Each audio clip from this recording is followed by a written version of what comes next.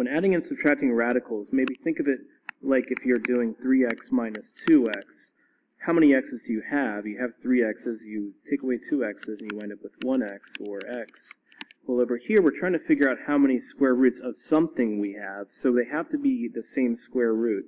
We're going to simplify 27 to be 9 times 3, square root of. And we have that green 3 outside. So let's leave that outside. And now we're going to take the square root of the black 9, and it's 3. Okay, so now we have 9 square root of 3 minus 10 square root of 3. All we have to do is, now that our roots are the same, our square roots, then all we have to do is do 9 minus 10. So we're going to have negative 1, or negative, I don't have to write the 1, negative square roots of 3. So if you see something that looks a little unfamiliar to you, just start by simplifying.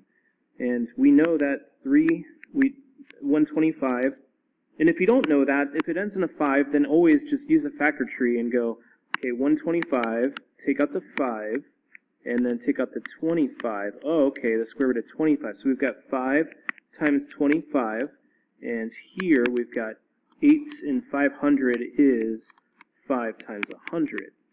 Okay, so now we're going to take the square root of 25, and let's just forget about it here, and we're going to put a 5 there.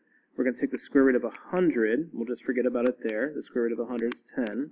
So now we've got 15 square root of 5, and we have plus 80 square root of 5, and 80 plus 15, we've got 95 square roots of 5.